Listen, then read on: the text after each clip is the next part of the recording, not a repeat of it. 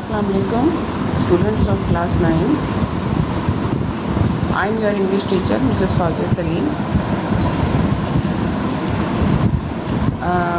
As you know, your e-learning class has been started again.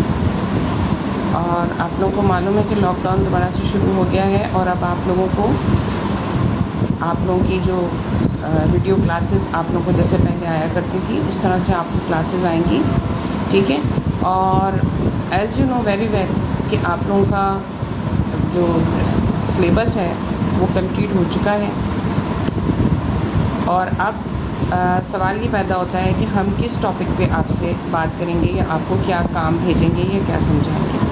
तो मैंने ये सोचा कि आप लोगों का सिलेबस जो है वो कंप्लीट हो चुका है और ईच एंड एवरीथिंग जो है वो आपको क्लास में करवाई जा चुकी है, काम आप लोगों का कंप्लीट हो चुका है हमारे अकॉर्डिंग।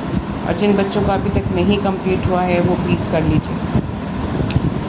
तो आप लोगों को जैसे कि मालूम है कि आप लोगों की इंग्लिश की बुक जो है वो चेंज हो गई थी और बुक चेंज हुई है और उसी की वजह से कुछ जो है आप लोगों का टाइप ऑफ पेपर जो है वो भी चेंज हुआ है। और the reason of changing of type of paper due to the changing of the book and due to the current situation.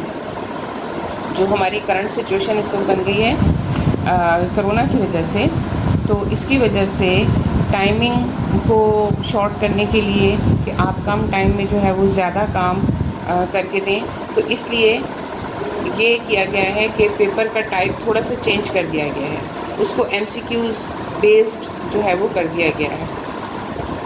और MCQs बेस्ड इसलिए किया गया है कि आप उसको पढ़ें और उस पर जस्ट टिकिंग कर दें। आपको राइटिंग में जो टाइम लगता है वो टाइम आपका सिक्योर हो जाएगा उसमें। तो इस सिलसिले में बात करने के लिए या इस टॉपिक पे बात करने के लिए आपको मैं आपका मॉडल पेपर शो करूँगी, ठीक है। और उसके बाद हम उस पेपर पे बात करेंगे कि ये पेपर जो मॉडल पेपर अब आ रहा है जो बोर्ड की तरफ से इशू हुआ है, तो उसमें किस तरह के क्वेश्चंस आ रहे हैं और किस क्वेश्चन की क्या टाइमिंग है और उन क्वेश्चंस के क्या नंबर्स हैं, ठीक है। तो हम इस पेपर के ऊपर मॉडल पेपर के ऊपर आज बात करेंगे। Today our topic is model paper, okay. This is your model paper which comes from issued from board office। तो इसमें आपको बता रहे हैं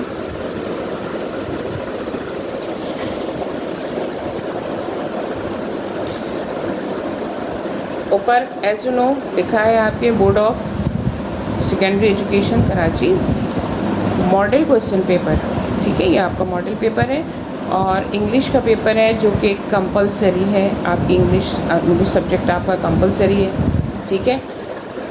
इसमें आपको बता रहे हैं पहले मतलब आप लोग इससे पहले भी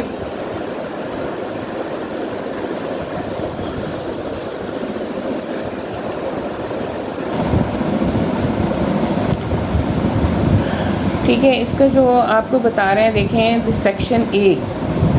सेक्शन ए में आपको बता रहे हैं कि ये कॉन्सिस्ट है 20 मल्टीपल चॉइस क्वेश्चंस के ऊपर। इसमें 20 आपको दिए हुए हैं MCQs, ठीक है, जिनको मल्टीपल चॉइस क्वेश्चन जिनको हम शॉर्ट करके MCQs कहते हैं। अब ये 20 आपको दिए हुए हैं और ये आपको हर हाल में करने हैं।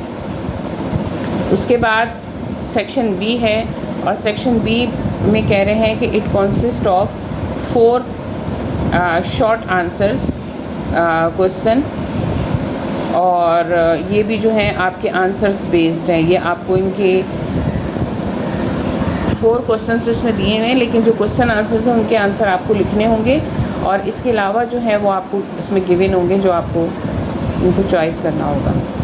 अच्छा, उसके बाद सेक्शन सी है। तो पहले मेरा ख्याल है कि सेक्शन ए के ऊपर हम बात कर लेते हैं। सेक्शन ए कंपलसरी है, ये आपको करना ही करना है, ठीक है। और इसके लिए भी आपको इंस्ट्रक्शंस दी हुई हैं कि attempt all the questions of the section. आपको इस सेक्शन के सारे क्वेश्चंस करने हैं, कोई छोड़ना नहीं है। और do not copy down the paper question, paper का कोई क्वेश्चन आपको मतलब कि अपनी आंसर शीट में क्वेश्चन आपको नहीं लिखना है। ये तो नॉर्मली हम स्कूल में भी जब आप लोग पेपर दे रहे होते हैं तो हम आपसे कहते हैं कि there is no need to copy the questions, just write the answer. और डेफिनेटली यहाँ पे भी सेम बात आपसे कही जा रही है। अच्छा, उसके बाद proper number of the questions and छोटा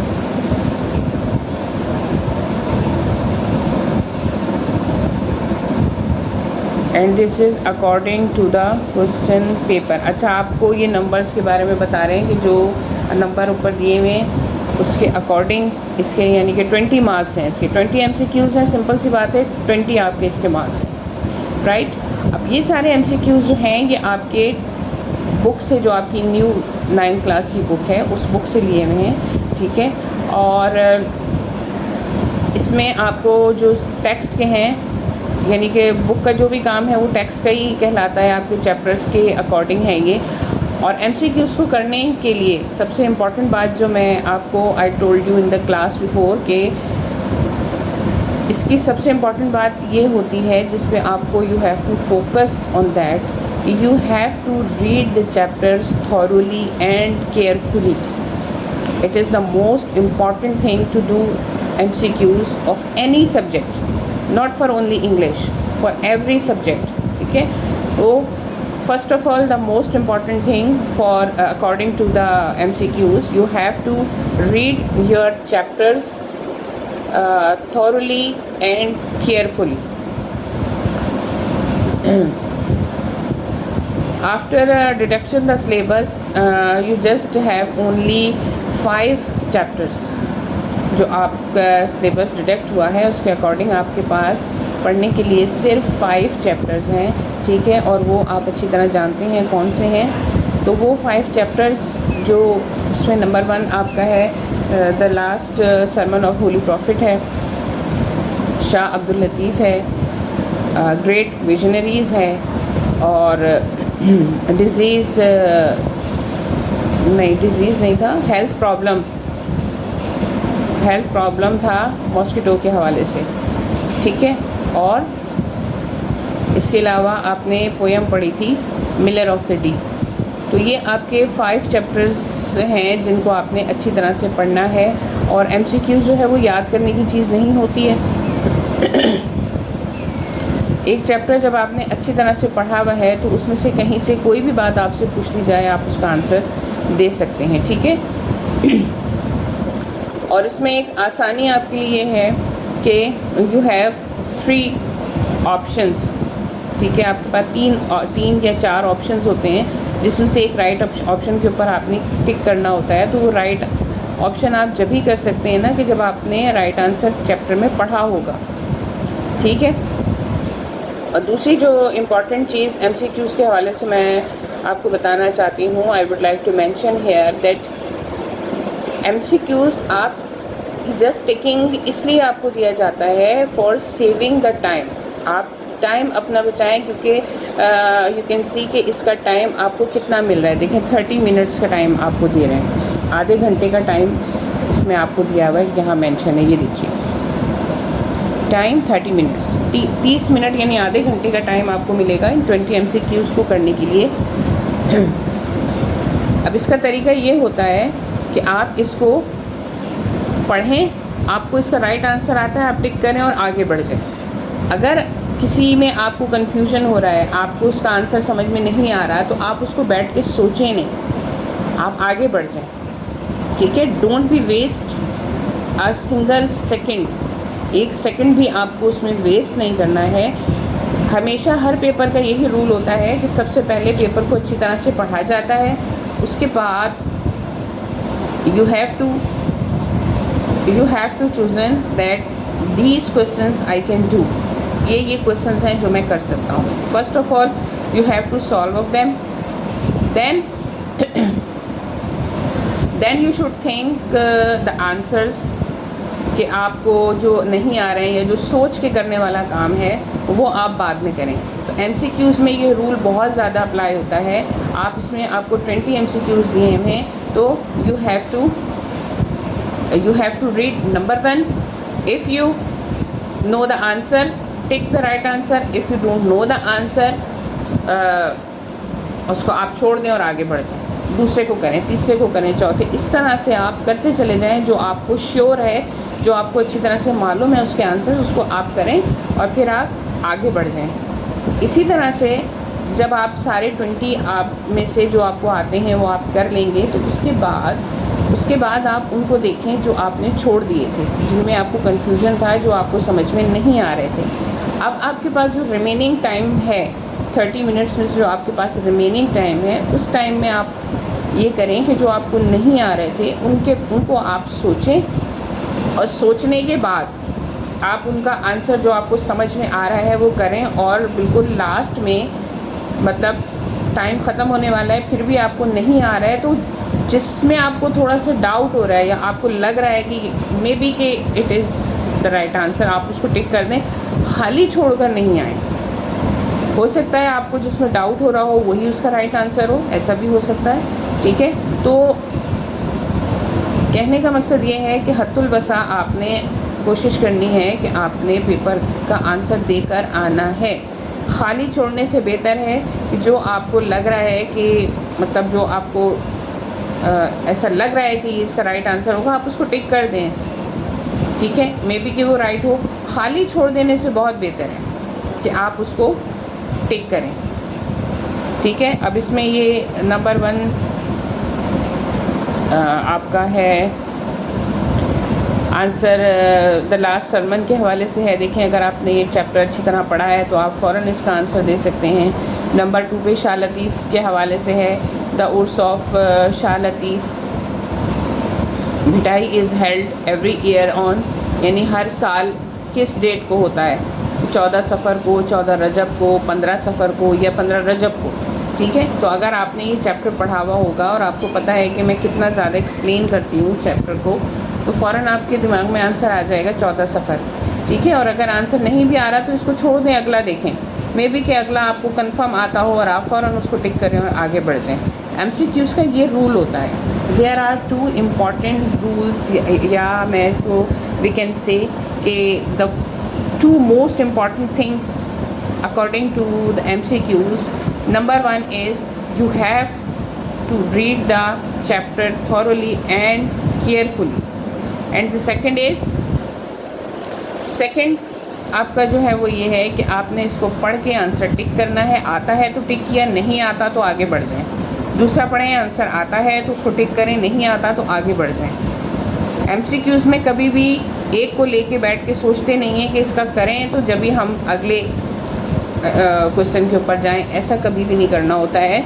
आप लोग इंशाल्लाह जब बोर्ड में अपेयर होंगे तो मेरी इस बात को याद रखिएगा और इसी के अकॉर्डिंग MCQs को करने की कोशिश जो है वो आप लोगों ने करनी है, ठीक है। अच्छा, आप लोग ये देखें कि MCQs जो है वो चैप्टर से तो आपके आएंगे, ठीक है, चैप्टर से तो आ रहे हैं, लेकिन कुछ इसमें जर्नल नॉलेज से रिलेटेड भी, एक जैसे जर्नल से बात भी आपसे पूछी जा रही है, ये भी you have to keep in your mind कि इस तरह का भी कोई MCQs जो है वो हमारे एग्ज़ाम में आ सकते हैं। ऊपर देखें, ये वाली एक्सरसाइज तो आप लोगों को बहुत डिटेल में मैंने क्लास में एक्सप्लेन की है सफिक्सेस और प्रीफिक्सेस के हवाले से, लेकिन यहाँ देखें इन्होंने क्वेश्चन आपसे किस तरह से पूछा है। आपने एक्सरसाइजेस की हैं लेकिन यहाँ पे कोई एक्सरसाइज नहीं दी है, बट आपसे इन्होंने ये पूछा है कि कोई भी वर्ड जो हम वर्ड फॉर्म करते हैं तो उससे पहले जो हम लगाते हैं एडेड, जी ये तो बस ठीक से नज़र नहीं आ रहा है, added at the end of a word, यानी कि जो किसी भी वर्ड के एंड में जो हम लगाते हैं एक नया वर्ड बनाने के लिए, तो वो क्या होते हैं वो आपको अच्छी तरह से मालूम है। बहुत डिटेल में हमने ये एक्सरसाइज क्लास में की थी। प्रीफिक्स और सुफिक्स, प्रीफिक्स और सुफिक्स हैं या बोथ ऑफ देम हैं या नन ऑफ देम है, या तो ये दोनों में से कोई एक आंसर है या ये दोनों आंसर हैं या दोनों में से कोई भी नहीं है। ये 4 ऑप्शन है आपके सामने। तो डेफ़िनेटली आप क्लास में पढ़ चुके हैं और मैंने ये इसकी वर्ड प्री इसको भी मैंने करके आपको बताया था कि वर्ड प्री जो है वो बता रहा है कि पहले लगने वाला होता है। तो डेफ़िनेटली जो हम बाद में लगा रहे हैं, एंड में लगा रहे हैं, वो सुफिक्स होगा। इस तरह से थोड़ा सा क्वेश्चंस को चेंज करके भी आपसे पूछा जा सकता है। और इसके अलावा यहाँ पे एक और था जो आपकी किसी चैप्टर से नहीं था, लेकिन एक जनरल सी बात थी, वो मैं आपको बताती हूँ। अच्छा, ये देखिए यहाँ पे नंबर 17 पे देखिए, if we want to be a good Muslim we should be a good, यानी अगर हम एक अच्छा मुसलमान बनना चाहते हैं तो हमें क्या होना चाहिए। तो ये आपके पास there are 4 options, player, politician, citizen और डॉक्टर। हमें क्या होना चाहिए। डेफिनेटली ये जो प्लेयर और पॉलिटिशियन और डॉक्टर जो है ये प्रोफेशंस हैं। सिटीज़न शहरी है, एक अच्छे शहरी में, एक गुड सिटीज़न में बहुत सारी चीज़ें आ जाती हैं। तो हम एक अच्छा मुसलमान अगर बनना चाहते हैं तो हमें एक अच्छा शहरी होना चाहिए। तो ये आपका एक जनरल सी बात है और ये जनरल सी बात भी आपसे पूछी जा सकती है। सेंटेंसेस आपने टाइप ऑफ सेंटेंसेस पढ़े हैं, ठीक है, आप लोगों को पढ़ाए गए हैं क्लास में, कि उससे रिलेटेड यहाँ पे 18 पे आपसे पूछा गया है कि डिक्लेरेटिव सेंटेंसेस कौन सा होता है, इन चारों में से उसको कौन सा हम कहते हैं। तो बाकी सारे सेंटेंसेस को आप जज कर सकते हैं। डेफिनेटली एक राइट आंसर जो है वो आपको समझ में आ जाएगा जो आपने डिटेल क्लास में पढ़ी होगी उसके अकॉर्डिंग। तो ग्रामर की टर्म्स को भी अच्छी तरह याद रखने की ज़रूरत है कि उनके ऊपर बेस करके भी MCQs बना के आपको दिए जा सकते हैं।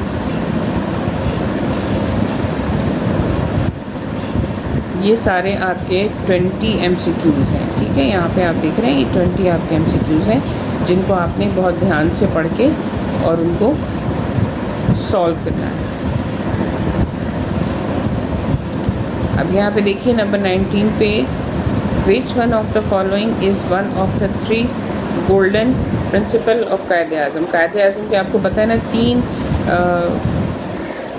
प्रिंसिपल्स हैं या उसूल हैं कायदे-ए-आज़म के, जो हम बहुत सी जगहों पे लिखे हुए भी देखते हैं, बहुत कॉमन है, बहुत। उसमें से एक आपको दिया हुआ है, नीचे जो 4 ऑप्शंस हैं इन चारों में से सिर्फ एक ऑप्शन आपको दिया हुआ है जो कि आपने बताना है कि ये कायदे-ए-आज़म के 3 ऑप्शंस में से एक है, ठीक है।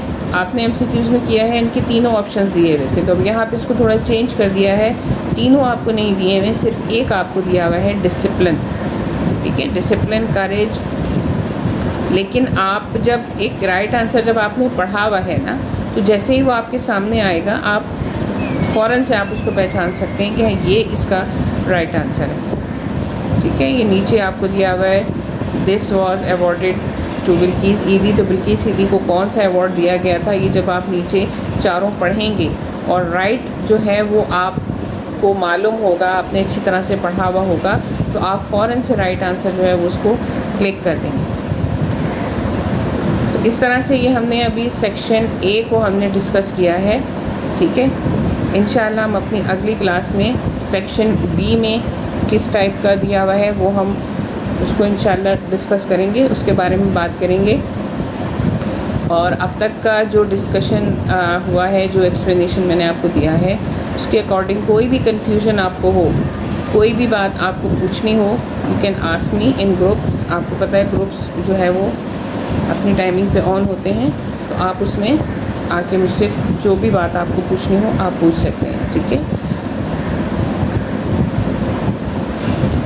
अब आपको मेरी सजेशन या मेरी एडवाइस यही है कि घर बैठ के आप लोग अपना टाइम वेस्ट ना करें। इस तरह के मॉडल पेपर आप लोगों के पास भी होगा, आप फेसबुक पे और डिफरेंट जगहों पे आ जाते हैं, तो आप मॉडल पेपर को देखें, उसको स्टडी करें, उसको अच्छी तरह से पढ़ें और उसमें कोई भी कन्फ्यूजन हो तो आप मुझसे उसके बारे में पूछ सकते हैं। और कोई बहुत ज़्यादा इतना कॉम्प्लिकेटेड या कोई बहुत ज़्यादा डिफरेंट या ऐसी कोई चीज़ नहीं है, बस थोड़ा सा MCQs बेस्ड उसको कर दिया गया है। और उसका भी रीज़न मैंने आपको शुरू में बताया कि थोड़े से जो हालात हो गए हैं इसकी वजह से कम टाइम में अच्छा काम करने की कोशिश जो है वो की जा रही है कि स्टूडेंट्स का लॉस जो है वो कम से कम हो, ठीक है। तो आप लोगों को भी इस बात का एहसास होना चाहिए कि हमारा पढ़ाई का लॉस कम से कम हो और हम जो हमें इंस्ट्रक्शंस दी जा रही हैं, जो चेंजेस आ रहे हैं, हम उन पे फोकस करें और उनको अंडरस्टैंड करने की कोशिश करें। ठीक है, okay, now the time is over. अल्लाह हाफिज़। अगली क्लास में फिर इंशाल्लाह आपसे मुलाकात होगी। टिल देन अल्लाह हाफिज़ एंड टेक केयर।